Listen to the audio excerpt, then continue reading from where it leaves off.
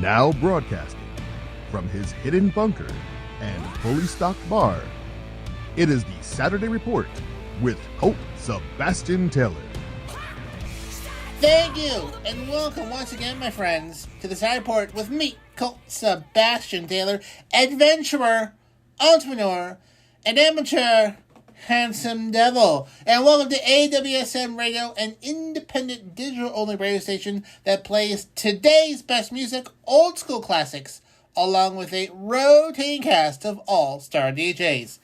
AWSM Radio focuses on mainstream artists, independent artists, along with a variety of interesting talk and music shows throughout the day. All we do is entertain, inspire, and inform. And my friends, I want to engage with you. I want you to be part of the conversation, part of the show, so you can find me on the Twitter, on the Cameo, and on the Anchor.fm at Colt S. Taylor. The podcast version of the show is at Anchor.fm/Colt S. Taylor. And then if you're on the Twitch, then you have already seen me because I record this show live on Twitch a day or two beforehand, so you can join me, commentate. You can see me when I mess up and have to re-record something. It's a good time by all. That is at twitch.tv/Colt S. Taylor. All right, my friends. Let's get started with this week's Saturday Report. First up this week, we go to Germany, specifically the rails in Germany, the rail system there, where Germany inaugurates the world's first hydrogen-powered train fleet. Yes, that's right. A train not run by electricity, not run by coal, but by hydrogen. So Germany has inaugurated a rail line powered entirely by hydrogen. As a way to be more green and also avoiding using gas and diesel, which, you know, if you've been to the pumps, kind of expensive, a little expensive right now. So Germany now has 14 trains provided by a French company named Alstom in the German state of Lower Saxony, replacing diesel locomotives on 60 miles of track connecting the cities of Cuxhaven, Bremerhaven, Blingerwerden, Buxtehude, near Hamburg. I'm sure I pronounced those correctly. According to CEO Henry Poupart Lafarge, we are very proud of this technology, and we're very proud to put this technology into operation together with our strong partners as a world premiere. So hydrogen trains are becoming a very popular way to help lower emissions, because hydrogen emissions are different than diesel emissions. And they hoping to replace all diesel trains here over time. Now, 20% of the journeys of the travel done in Germany is still done through diesel. So hydrogen, they hope, will replace that. Now, it's billed as zero emissions because the train's hydrogen on board mixes with oxygen present in the ambient air thanks to a fuel cell installed in the roof. And this is what is needed to make energy, to make the electricity for the train to go. So the regional rail operator who's running these trains are going to, they spend 93 million euros. It prevents 4,400 tons of CO2 being released in the atmosphere every year. So there you are. So they are hoping that Germany will replace up to 3,000 diesel trains with these hydrogen trains. And hopefully to have this completed by roughly 2035. In fact, they hope by 2035 that 20% of the regional rail in Europe will run on hydrogen. Now, they're saying this is for regional rail because it's more profitable. So that's why we're doing it. It's all about money. On short rail rides, it's actually very expensive to do that with electricity, and hydrogen would be more cost effective. So there you are. So right now, 1 out of 2 regional trains in Europe run on diesel. But they're ready to help push them all out so that, get rid of the diesel trains and replace them with hydrogen trains. Because it is cheaper and more friendly to the climate. However, there will still be some diesel trains. Basically, it's hard to get hydrogen in some places. So while they won't be able to replace all of them, they will be able to replace many of them with hydrogen trains. So, this came across my desk, and I can't help but to think, oh boy, Germany and hydrogen transportation. Hope it goes better than Hindenburg, which I'm sure it will. But probably best that they're staying on the ground for that one. So, but very interesting technology. If it goes very well, I could see this coming more places around the world. Except the United States, because we have terrible train systems here that don't really serve a population all that well. We really should, though. Next up, we go to China, where panda twins have been born. Quin, the panda, gave birth to twins this week, which is great because pandas, they do not like to do the nasty, and therefore it's very hard to keep their populations up because we're also destroying their habitat and whatnot. But the twins, a male and female cub, were born this week at the Qinling Panda Research Center in Shanxi Province. They're the second pair of panda twins born to their mother Quin. Another panda, Yang, gave birth to twins at the center earlier this month. Quin was also born at the center there and previously gave birth to twins in 2020. According to China media, no word on who the father was, but China's been using artificial insemination to boost the population of animals for years, which are very rare. They're kind of the endangered species category and live in the mountains of western China. But these efforts have paid off pretty well as the panda population, while low, has stabilized and has ticked up gradually. Last count, they say there's about 1,800 pandas in the wild and another 500 in zoos and reserves around the world. So basically, it's not really that big of a surprise, but their natural habitats have been sort of destroyed by farmers, cutting them off from other populations, isolating them, and so it has been a tough go for pandas. This year, especially tough because of soaring temperatures and a drought this year, which has caused a wee bit of forest fires, making food a little more scarce for the pandas in the wild. Now, China, for panda, pandas are the unofficial mascot of China, and they use what they like to say is panda diplomacy, is where they will sort of lend their pandas to other zoos as part of a sort of soft diplomacy. They no longer gift pandas. They used to give pandas as gifts 20 or 30 years ago, but now they're on loan. They're on loan, and the people who get them have to pay a sort of slight fee, which is I think $1 million to support panda populations, but you have to pay to have a panda be sent to you on loan for half a decade. So they're not. It's not like Tiger King on Netflix, but it's a bit of a racket. But I guess the good news is that there's 2 more pandas in this world. Population is stabilized. They're doing a lot of good work over there, scientists. So maybe these 2 panda twins will be seen in a zoo in the next 10 years. We shall see. I think you should name one after me. I'm just saying. Next up, speaking of animals, birds.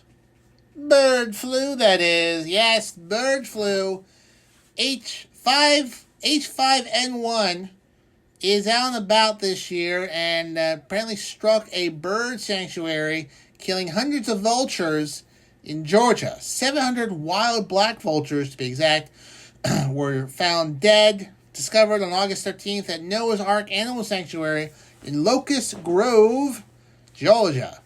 The CDC says that this year-to-date, more than 2,100 wild birds have been found with bird flu, influenza, and more than 40 million poultry has been impacted by this virus.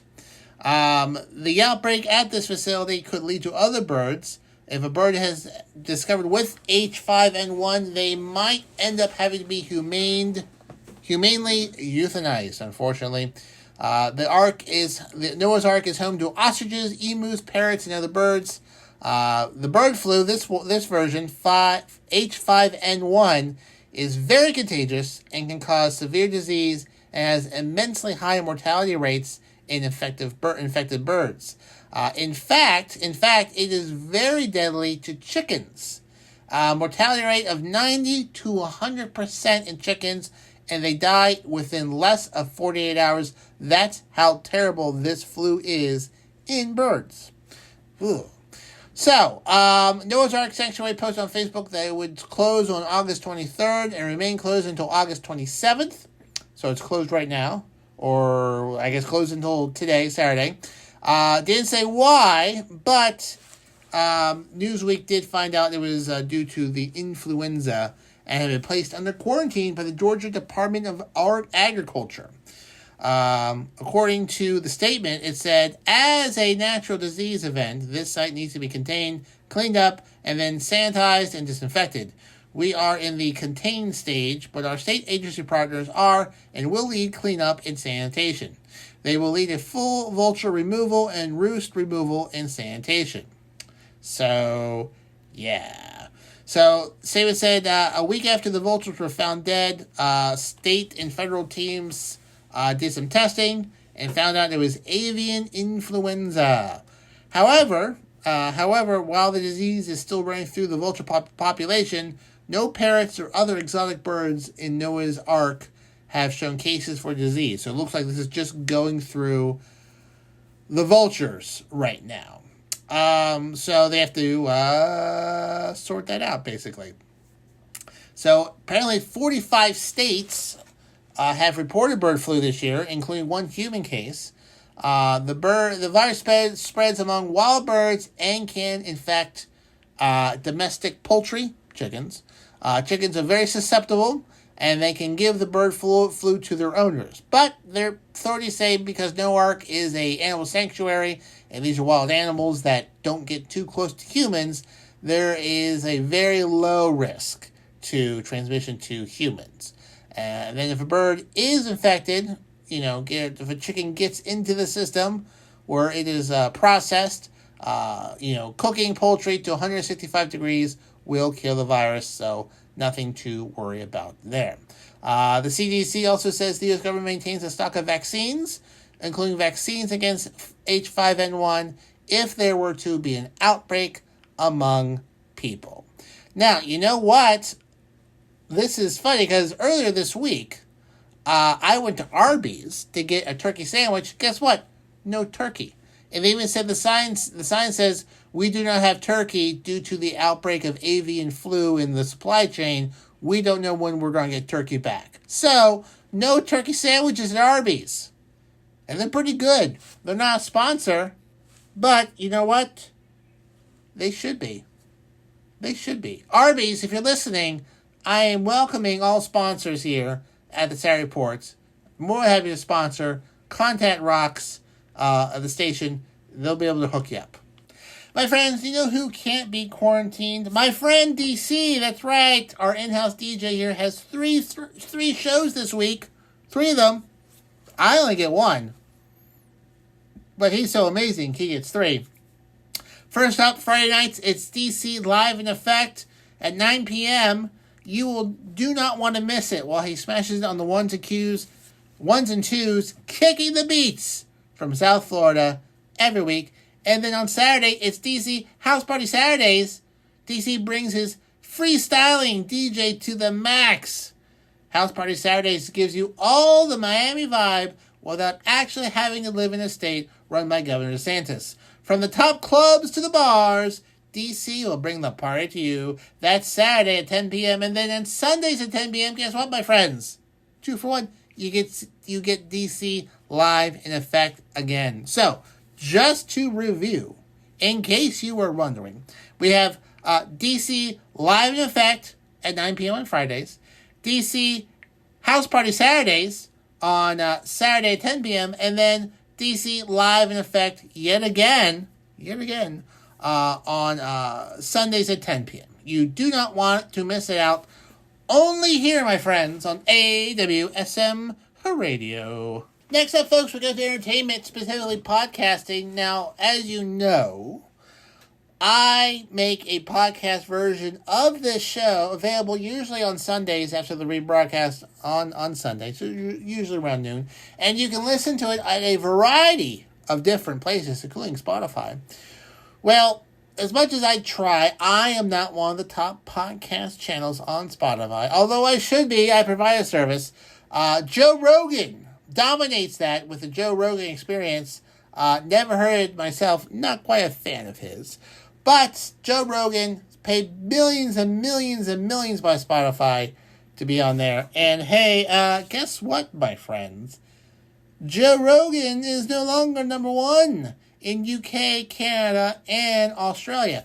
Who has replaced the former host of Fear Factor and bit player on News Radio? Who has replaced the guy who gives very spotty advice on vaccines? Well, my friends, none other than Meghan Markle. Yes, the former Duchess. Is she still a Duchess? I don't know what her title is.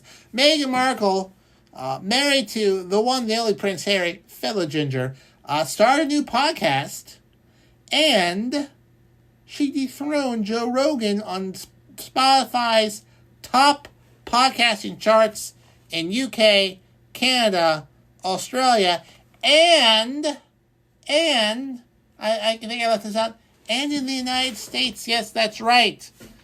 In the United States, taking the number one spot.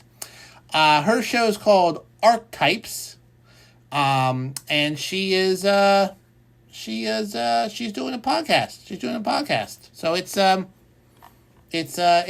interesting. I haven't listened to it quite yet. I wasn't aware that she had done one, but she did one. So her first show, she had Serena Williams as her first guest. The two women discussed double standards faced by women who are deemed ambitious, and revealed that Prince Harry was someone who helped her come to her decision to help her decide that it's time for her to retire from this year's U.S. Open. So Serena Williams, as I mentioned in a previous broadcast, is retiring. Apparently, her and Prince Harry are text pals, and he helped her convince it. Quote, I believe from Meghan Markle, I think both of us, or the three of us, really know that sometimes the right decision isn't the easiest decision. It takes a lot of courage to stop something in many ways, than to keep going sometimes. So, the Joe Rogan Experience was formerly the top number one podcast. He had an exclusive deal with Spotify since May 2020, being paid millions and millions. But it's not the first time a podcast has nudged him off. In September 2021, the premiere episode of Banter with Sapnap and Carl Jacobs. And then in May, the fictional series Batman Unburied toppled Rogan with a tale with Black Panther Winston Duke as Bruce Wayne, and a cast including Jason Isaacs, Hassan Minhaj, and Gina Rodriguez. So, not the first time he's been bumped off in the past, but it was surprising to see Meghan Markle's podcast do that. So, will he return to the top? I mean, probably. But hey, competition's good. That's why there's capitalism. Just saying. So if you have a chance, I would say listen to Meghan Markle's podcast. You're unlikely to get poorly thought out vaccine advice from that show. And of course, you should subscribe to me too. So go to Spotify, subscribe to both, okay? And you'll be a well-rounded individual. Just saying. We now go to Edinburgh, Scotland, where they're having a bit of a trash problem. Basically, all the folks that empty out public trash bins are on strike. And I'll tell you what, those things need to be emptied in cities like at least once a day. Because otherwise, you have piles of trash on top of each other, falling out of trash, and it is apparently a huge mess in Edinburgh, Glasgow, Aberdeen, and Dundee, where bins are overflowing and trash is just in the street. They're being very concerned about public health. Ministers are warning that this will be the winter of discontent. There are a lot of frustrated people. Scotland is more or less run by the SNP, the Scottish National Party, which is aiming to have an independent Scotland rejoin the European Union. They're kind of a bit of a tussle with Westminster about that. But the SNP is being blamed for being missing in action, being unable to solve this problem. Anytime soon. Deputy First Minister, and they'll also be blaming the other parties in there, the Labour and Tory council leaders in the Convention of Scottish Local Authorities voted, they're being frustrated with those folks because they voted to delay making a 5% pay offer to workers by a critical week. So they're not making an offer, but they're going to wait a week, and this entire week, more trash is piling up. But according to Ansah Sawar, a Scottish Labour leader, they accuse Mr. Swinney of the SNP of abdicating their responsibility and attack the dither delay and disinformation we've seen from the SNP. So basically, the union leaders there are walking out and not clearing out the bins, the basic garbage people, until they get raises. There's been walkouts in Edinburgh. They've been targeting major cities because that's where it piles up real quick, real fast. And also this week is the Edinburgh Fringe Festival, which is a big international festival bringing in artists from all over the world, and the streets are covered in trash, basically. So they know how to pick their spots there. So what they want, apparently, the garbage folks, they want raises. They want, I believe, let's see here. They want at least at least between 900 and 2,000 pound raise. But they're trying to figure out how to pay for it, and they don't want to pay for it, the government, and therefore they have decided to stop working because they're in a union. That's how unions work. So, according to a quote from the government, or one of the political leaders there, if you want to abdicate the responsibility, fine, get out of the way. I'm more than happy to get this into this position of power and actually use the powers of a parliament for the interest of working people across the country, not using it as a political football to try and point fingers and score goals, which I'm sure he feels real strong about that. But anyways, if you're going to Edinburgh this week for the Fringe Festival, you may want to get some stuff under your nose because it might stink there. It might smell like trash. So I don't know if you're picking up the trash anytime soon. It does not look like it.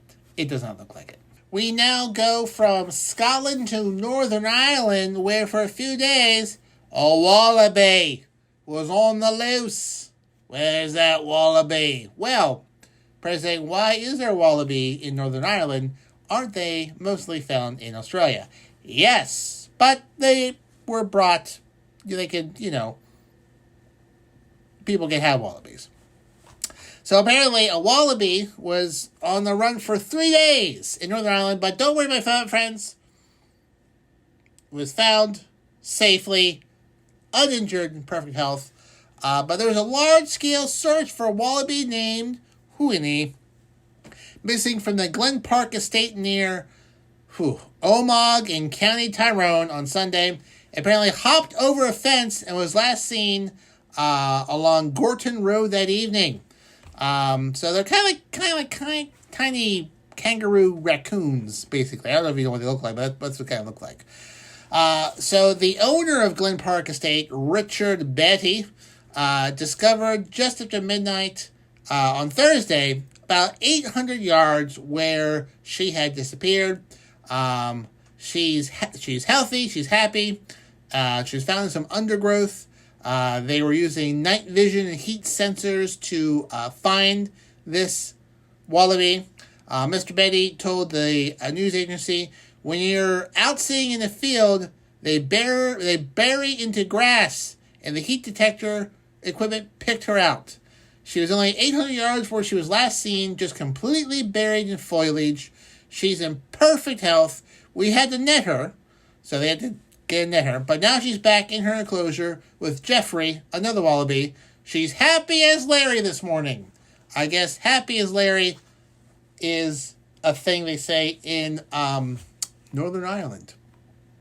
But they got a congratulation tweet from the Australian embassy in Ireland saying, "Great news coming out of County Tyrone." So I guess Australia was the Australian embassy was worried for their fellow citizen wallaby there as well. The account earlier this week noted the search for the wallaby, commenting, "Well, there's a headline you don't see every day, hoping the little wallaby makes it back safely." So, fortunately, Winnie the wallaby back home in Northern Ireland with her friend Jeffrey. I guess you're allowed to own wallabies in Northern Ireland, and I'm going to have to guess that fence might be a few feet higher by this weekend. My friends, while the wallaby is back in its enclosure, something that can never be enclosed, never be trapped, is my pal Rox. She's a loose cannon, a rogue, a rebel without a cause, and she has her own show here on AWSM Radio, The Rock Sessions. It's our drive time show here on AWSM Radio, making sure your evening commute home is fun, featuring the hottest music on the charts and some other surprises in between. She will make it rock style, Monday through Friday, 5 p.m. to 7 p.m., only on AWSM Radio. Check it out. She's great. You'll enjoy it. Your ride home will go so quickly, or not. I mean, depends on traffic, really. But you should definitely listen to the Rock Sessions on AWSM Radio. Moving along to California, Kobe Bryant's widow was awarded $16 million this week by a court for leaked crash photos. Yes, it's as terrible as that sounds. As you know, Kobe Bryant and his daughter passed away in a helicopter crash in January 2020 before COVID-19 hit. 2020 started out pretty bad. But when they got there, apparently some sheriff's deputies and firefighters took pictures and then shared them amongst themselves because I guess that's what they do. That's what they do there in California. Well, anyways, got back to Kobe Bryant's widow, Vanessa Bryant, and she sued Los Angeles County, and was awarded $16 million. $16 million from them for doing that. So basically, the jury reached the verdict on Kobe Bryant Day, which is celebrated in Los Angeles on August 24th, because it represented his jersey numbers 8 and 24, and it is also the day after his birthday, He would have been 44 on Tuesday. After the verdict, Vanessa Bryant posted a photo of herself on Instagram with herself and her daughter, who also died in the crash.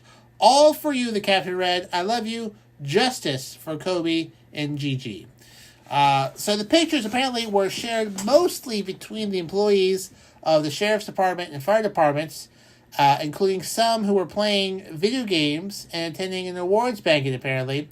Some of those photos were seen by their spouses, and in one case, a bartender at a bar where a deputy was drinking. So I guess, like I said, this is the thing. They like to trade photos and whatnot. So Mrs. Bryant testified, I lived in fear every day on being on social media and having these pop up. I live in fear of my daughter being on social media and these popping up as well. Chris Chester, whose wife and daughter were also among the 9 who were killed in the crash, was also awarded another $15 million. So, cost the county $31 million because deputies and firefighters like to take pictures of crash victims and share them among themselves. So, I would imagine the phone policy at these places maybe, just maybe, might be changing pretty soon, if I guess. During this case, Mrs. Bryant's lawyer, Louis Lee, told jurors that the close-up photos had no official or investigative purpose. They're just visual gossip to be shared out of gruesome curiosity. So they weren't like official photos of crime scene photos. They're just cell phone shots of the crash that folks like to share and whatnot. So anyways, she's got more money now. They try to defend it, saying that they were never shared publicly and they were quickly deleted. But just the fact that they were shared caused a lot of emotional stress for Mrs. Bryant. And also, it's really appropriate. So I'm glad she got money from the county for that, because that's not cool. Next up in music news, Robbie Williams, singer from the United Kingdom, former member of Take That, has a Netflix documentary coming out talking about addictions and the affairs he's had, etc., and is reuniting with his former band, Take That, as well. It's supposed to be a multi-part series to be released next year in 2023, exploring the highs and lows of his 30-year career. Yes, he has been around for 30 years. I first remember seeing Robbie Williams when he did that video, I think it was like the late 90s, where he did like a bunch of James Bond impressions. Very good music video.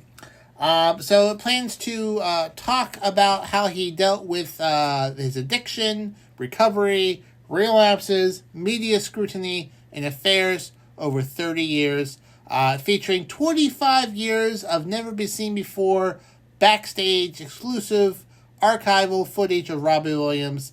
It's a quote, according to Netflix, a no-holds-barred look at the entertainer and will reveal a more nuanced and multifaceted character, Robbie Williams. Directed by Joe Perlman, who directed Brothers After the Screaming Stops. Executive produced by Asif Kapadia, who did biographies on... I don't know what that is. Anyways, it's going to it's going to tell stories about the 48-year-old singer. He's 48. He'll look 48. Several stints in rehab to overcome addiction to booze, prescription pills, and other substances. He proudly has overcome his issues as he has not touched alcohol for 20 years. 20 years. So if he's 48 now, he has not had a drop of booze since he was 28. He has he worries about his children. He has children. Teddy, 9, Charlie, 7, Coco, 3, and 2-year-old Bo, with his wife Adia Field. So they've been together for at least 9 or 10 years. And he talks about his addiction. He became addicted when he was old enough to start drinking, and has the same addictive personality, so that didn't help as well. I've been sober, according to him, quote, "I've been sober for 20 years. I haven't had a drink in 20 years. In that period, there was a period for a year where I relapsed on a certain substance. When I was 19, something happened to me one evening where I woke up the next day and thought, oh, I'm an alcoholic and I'm an addict. I didn't do anything about it for another 2 or 3 years. I've mainly been sober person for the majority of my life." He continued, "Where I am now as a 46-year-old is content. There is no binge. The last bastion of negative addiction for me that I can't cope with is food, and I'm getting that down and managing that. I'm managing that addiction." So, he admitted apparently to start taking drugs when he was 16 as a member of Take That due to the enormous fame he experienced. He was one of the world's biggest solo stars after quitting the band in 1995, and apparently would take booze and drugs and try to fulfill people's expectations of him. And it took him a long time to realize that shouldn't be doing that. And he, speaking on Bot to the T-shirt podcast, he said, quote, "I took drugs to become a person that the world was telling me I should be when I'm really an introvert, and it's okay to be an introvert. I'm an introvert with extrovert tendencies. I'm an extrovert for a living, but an introvert in real life." So, Robbie Williams, documentary, Netflix. You know what? I might check it out. I do like myself. I do like myself, the Robbie Williams. So, you know what? You should check it out too. I think it'd be fun. My friends, listen, if you are hanging out Wednesday nights, as most of us do, you're probably saying to yourself, boy, Colt, I really could use a location to learn more about basketball. Well, I've got you covered, my friends, because on 9 p.m. on Wednesdays, it's To The Rack with Mac. He is your go-to sports person for all things basketball. So join NBA expert Mac Daddy as he brings you a full hour of high-flying hoops expertise. I mean, listen, if you got to go one place for your basketball stuff, it's To The Rack with Mac, Wednesdays at 9 p.m. And then, my friends, right after that at 10 p.m., it's What's Going On. What's going on? I'll tell you what's going on. What's going on is our Fox Sports affiliate show, providing listeners with over 150 combined years of sports knowledge. Hosted by Nate Brown and his crew, they have been a staple of Western New York sports for the past 2 decades, and now they're going national. And now they're also on here on AWSM Radio Wednesdays at 10 p.m. So, Wednesday night is your sports night headquarters here at AWSM Radio. First up, we've got To The Rack with Mac at 9 p.m. And then, my friends, What's Going On Wednesdays at 10 p.m. only here on AWSM Radio. And, my friends, that just about wraps up today. Yes, that's right. We've come to the end of the Saturday Report with me, Colt Sebastian Taylor, here on AWSM Radio. I want to thank everybody for stopping by today. Really do appreciate it. Like I said, doing this for over 2 years. It's fun. It's fantastic. I enjoy it. You enjoy it. My grandmother enjoys it. My mother enjoys it. Hello there. The greatest grandmother in the world. Hope you're enjoying the show as per usual. I'm sure I'll get show notes afterwards. You know how grandmothers are. But besides her, I want to engage with you. So find me on the Twitter at Colt S. Taylor. This show is recorded live on Twitch, so follow me on Twitch at twitch.tv/Colt S. Taylor. And then, if you missed the show and want to catch the podcast version of it, go to anchor.fm/Colt S. Taylor. And finally, double finally, I'm also on Cameo, so you can have me record a personal greeting or birthday greeting, or have me make fun of a coworker, whatever you like, at cameo.com/Colt S. Taylor. All right, my friends, until next time, I am your friend, Colt Sebastian Taylor, and I'll see you later.